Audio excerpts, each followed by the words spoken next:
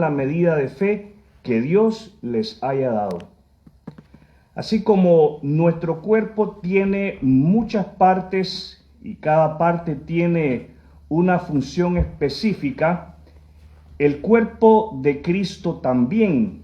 Nosotros somos las diversas partes de un solo cuerpo y nos pertenecemos unos a otros. Le invito a que leamos juntos los versículos 4 y 5. Así como nuestro cuerpo tiene muchas partes, cada parte tiene una función específica. El cuerpo de Cristo también. Nosotros somos las diversas partes de un solo cuerpo y nos pertenecemos unos a otros. bien, la lección que vamos a tratar en esta noche a la luz de esta porción de la palabra del Señor se titula ¿Cómo cesa la membresía en una iglesia? ¿Cómo cesa la membresía en una iglesia? Ese es el título de esta lección número 6. ¿Cómo cesa la membresía en una iglesia? La palabra cesar quiere decir cómo finaliza, cómo termina la membresía en una iglesia. El creyente en Jesucristo, ¿quién es? El creyente. El creyente en Jesucristo necesita hacer un alto para meditar en el hecho de que ser parte del cuerpo de Cristo, ser parte de la iglesia, ser miembro de la iglesia es un privilegio que de ninguna manera se debe de pasar por alto.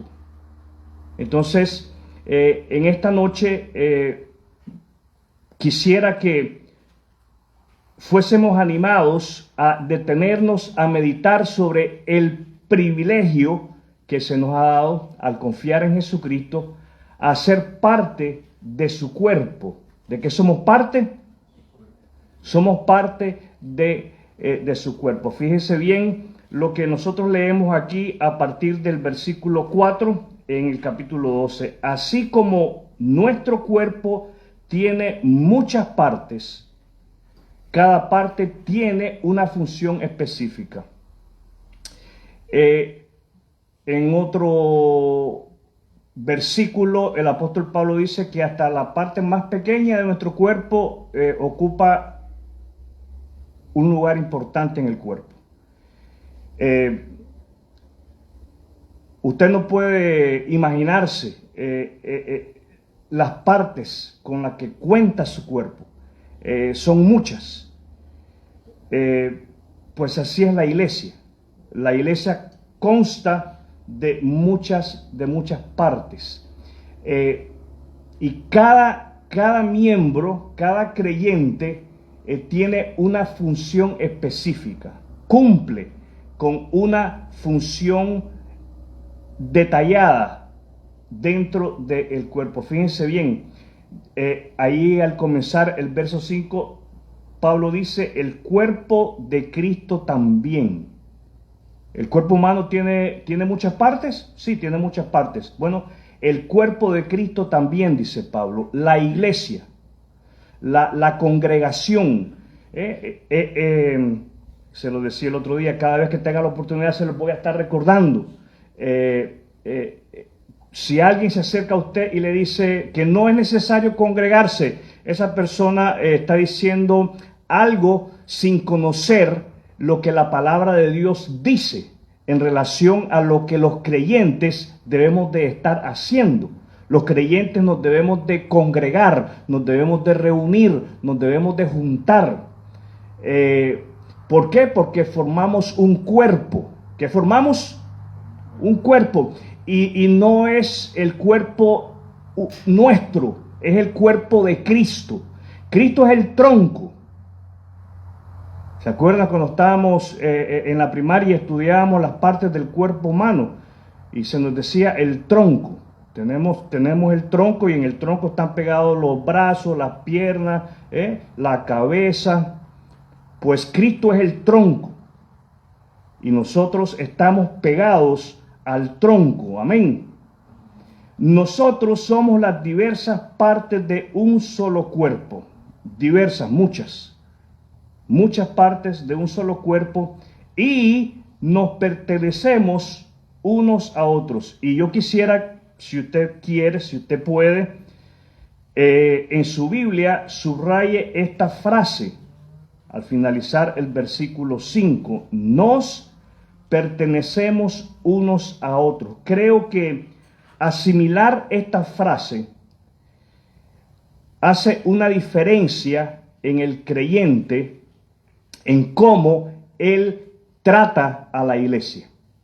Asimilar esta frase hace una diferencia en el creyente de cómo trata a la iglesia, de cómo se relaciona con otros creyentes que forman parte de la iglesia a la cual él o ella pertenecen.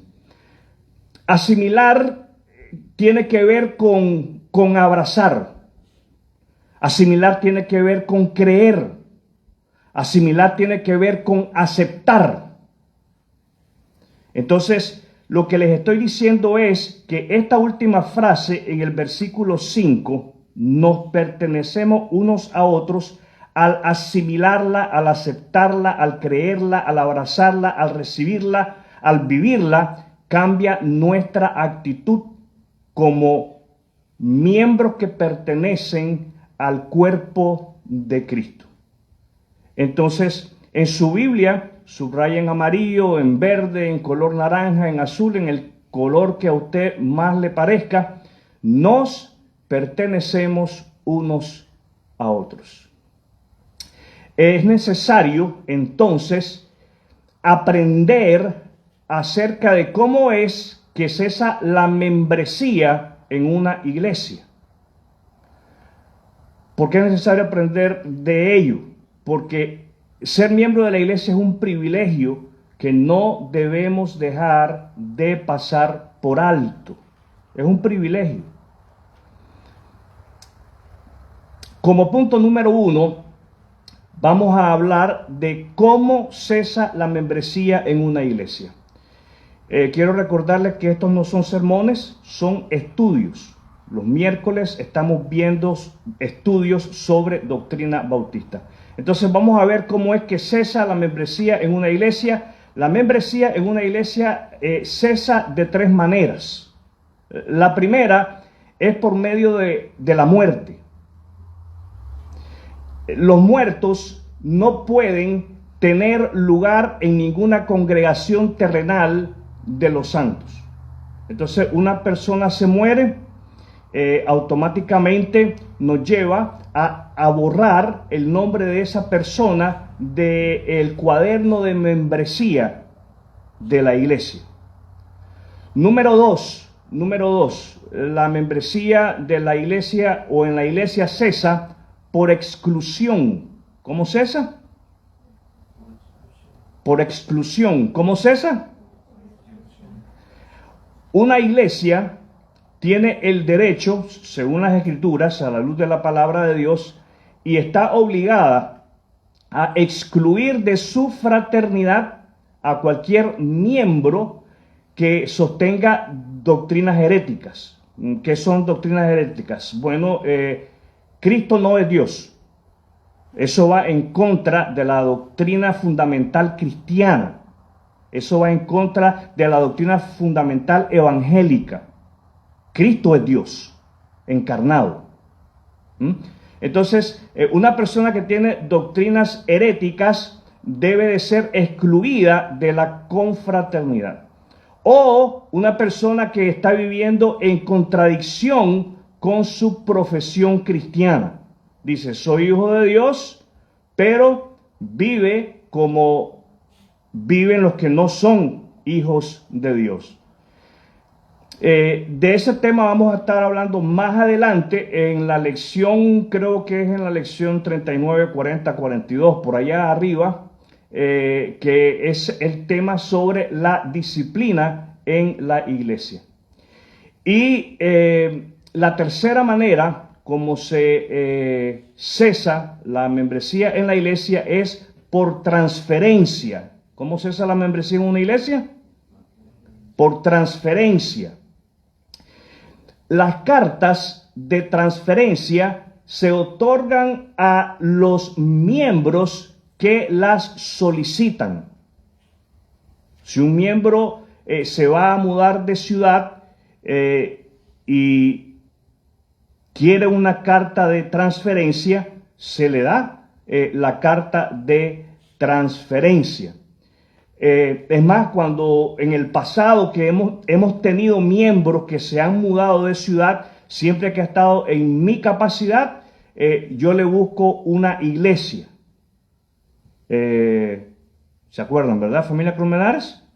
Cuando se mudaron para el norte, se les buscó un pastor que los atendiera. Me ha tocado llevar a la ovejita, ¿verdad?, hasta la congregación y dejarlo en las manos de esa congregación y de su pastor, siempre que el miembro muestra ese interés. O sea, muestra el interés cuando comunica, pastor, me voy de la ciudad, pues te buscamos una iglesia. Sí, cómo no, y nos tomamos el trabajo de buscar iglesia. Entonces, por transferencia, básicamente el miembro se va a mudar, pide una carta de transferencia y se le otorga la carta de transferencia siempre y cuando ese miembro o esos miembros estén en buena relación con la iglesia. ¿Cuándo es que podemos determinar si un miembro está en buena relación con la iglesia? Siempre que no se haya iniciado un procedimiento disciplinario en contra de ese miembro o de esos miembros. Entonces, generalmente debe de tomarse como una prueba de buena reputación. Ninguno de los que están aquí presentes han dado situaciones para ponerlos en disciplina.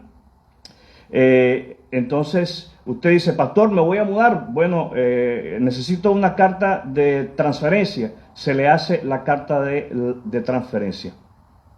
Por tanto, si usted es un miembro de la iglesia local con buen testimonio, podríamos decir que tiene derecho a esa carta de traslado. Ahora, vamos a hablar de algunos casos excepcionales. Hay sus excepciones. Y lo que queremos decir con esto es que hay momentos en que un miembro de la iglesia pide su carta de transferencia con el propósito de evitar la disciplina de la iglesia, porque tiene motivos para esperarla. Entonces, esa persona lamentablemente no tiene derecho a una carta de transferencia. La iglesia puede negarse a escribir la carta para que el miembro se transfiera. La regla general sería conceder una carta al miembro que la pida. Esa es la regla general. Eso es lo acostumbrado. Si un miembro de buen testimonio pide la carta, se le da la carta. Repito, siempre y cuando ese miembro no esté sujeto a la disciplina. El momento en que un miembro deja de ser miembro de la iglesia, depende de la iglesia que otorga la carta. Algunas iglesias dan por terminada la conexión tan pronto como se otorga la carta. Y honestamente esa es nuestra posición. Si la persona se muda de ciudad y se le da la carta, inmediatamente el nombre de esa persona se borra del libro de membresía de la iglesia. La mayoría de las iglesias, sin embargo, y podríamos decir que es algo razonable, consideran a los miembros transferidos como bajo su jurisdicción hasta que sean recibidos en otras iglesias. Ese no es el caso nuestro. Nosotros no vamos con esa política, nosotros vamos con la otra política, la política de que en el momento en que la persona dice me mudo, me da una carta de transferencia, a partir de ese momento entonces la persona deja de ser miembro de la iglesia. Algunas iglesias tienen una manera de librarse de los miembros mediante un proceso que se llama dar de baja. Dar de baja. Esto se considera como menos vergonzoso que la exclusión. Excluimos a alguien cuando a ese miembro se le va a poner en disciplina por razones de doctrinas heréticas o de mal testimonio, pecado en su vida.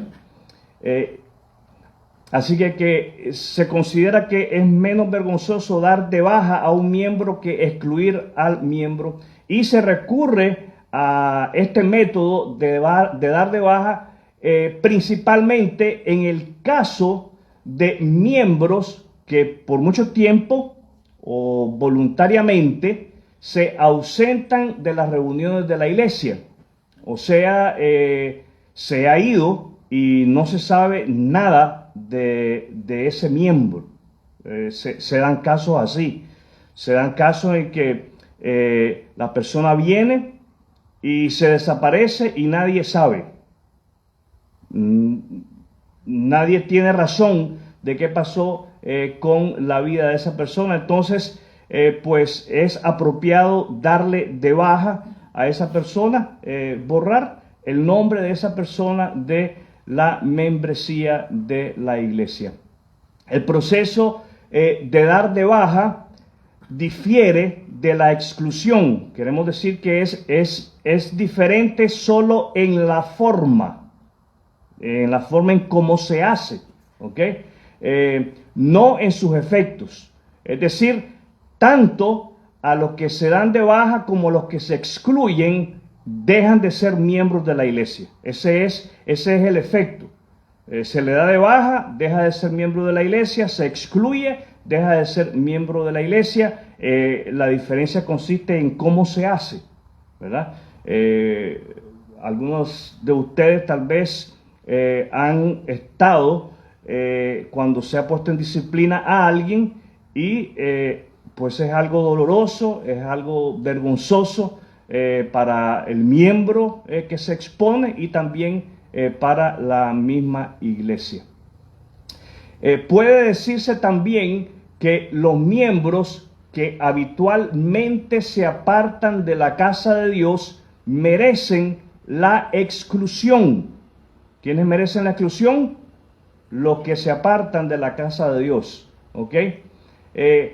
Como también los que no aprecian los privilegios eclesiásticos como se debe. Hay personas que emigran, se cambian de ciudad, se van a otro lugar sin despedirse y sin pedir una carta de traslado. Entonces, tenemos básicamente en la lección de hoy cómo es que cesa la membresía de la iglesia. Y creo firmemente que nosotros podemos asimilar esta lección si asimilamos la última frase del versículo 5. No pertenecemos unos a otros. Mientras nosotros no abracemos, no creamos, no recibamos en nuestro corazón esa frase del apóstol Pablo de que nos pertenecemos unos a otros, vamos a ser indiferentes a la membresía y a las responsabilidades y al privilegio de ser miembros de un cuerpo local. Hemos aprendido en lecciones anteriores que los que creen en Cristo, los que son salvos y regenerados por el Señor, luego se bautizan, que es lo que hacen los que creen, se salvan y son regenerados, se bautizan.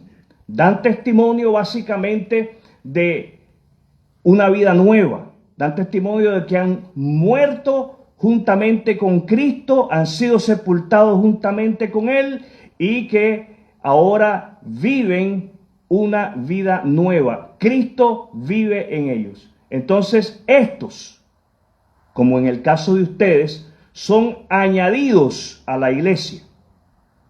¿Por qué que son añadidos a la iglesia?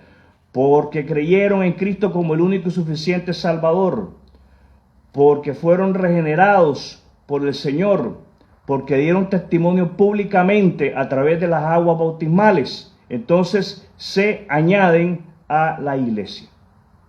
Y entonces es importante que nosotros preguntemos constantemente: ¿ha usted creído en Jesucristo como el único y suficiente Salvador de su alma?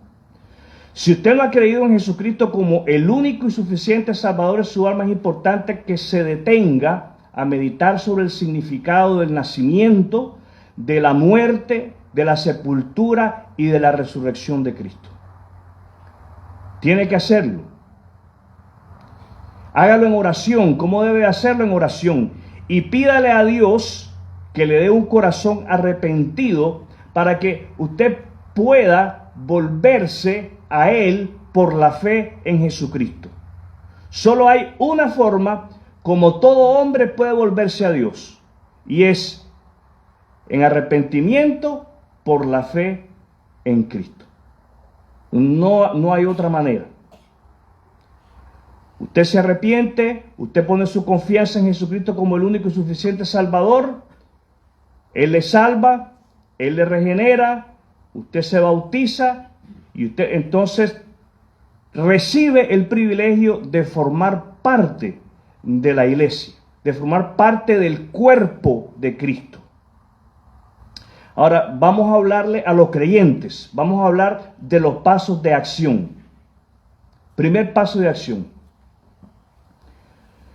pídale a Dios en oración que le ayude a abrazar Romanos 12:5. Pídale a Dios en oración que le ayude a abrazar Romanos 12:5.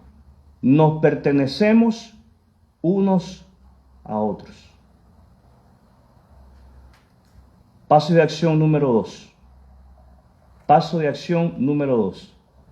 Pídale a Dios en oración que le ayude a vivir plenamente comprometido con la iglesia en la que Él le ha colocado. Compromiso. El 1, repito el 1. Paso de acción número 1. Pídale a Dios en oración. Pídale a Dios en oración que le ayude a abrazar Romanos 12:5. Nos pertenecemos unos a otros. Decíamos que... Bien, por nada.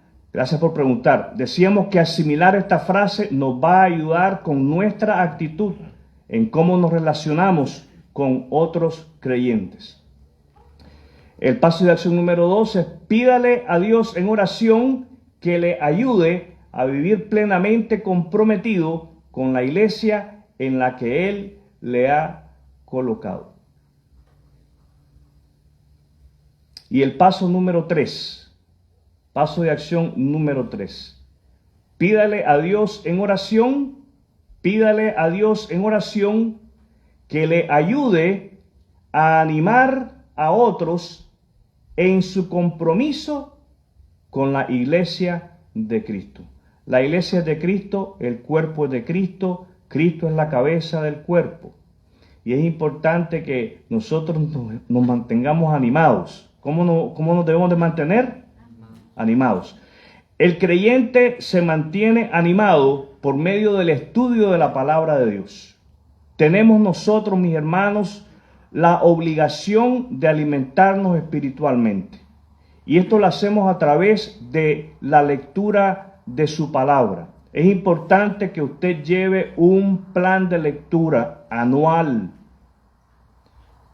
Sígalo.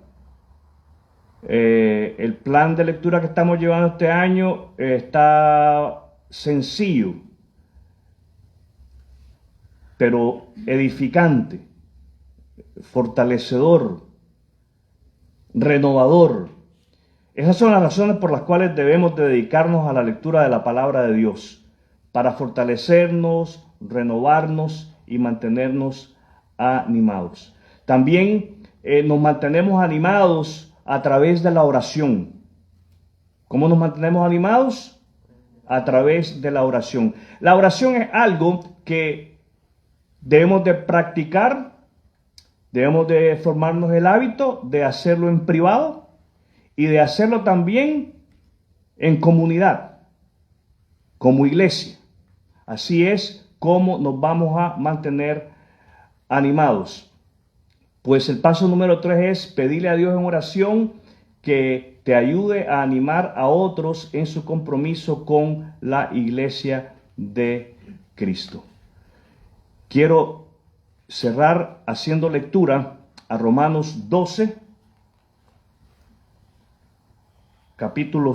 Romanos 12, versículos 3 al 5. Leo de la palabra de Dios. Basado en el privilegio y la autoridad que Dios me ha dado, le advierto a cada uno de ustedes lo siguiente: ninguno se crea mejor de lo que realmente es. Sean realistas al evaluarse a ustedes mismos. Háganlo según la medida de fe que Dios les haya dado. Así como nuestro cuerpo tiene muchas partes y cada parte tiene una función específica, el cuerpo de Cristo también. Nosotros somos las diversas partes de un solo cuerpo y nos pertenecemos unos a otros. Leamos juntos el verso 4 y el 5. Así como nuestro cuerpo tiene muchas partes, y cada parte tiene una función específica. El cuerpo de Cristo también. Nosotros somos las diversas partes de un solo cuerpo y nos pertenecemos unos a otros. El Señor nos ayude a asimilar, a recibir, a abrazar, a creer, a vivir en lo más profundo de nuestro corazón la última parte de este versículo. Nos pertenecemos unos a otros. Quiero invitarle a que cierre sus ojos e incline su rostro. Vamos a tener un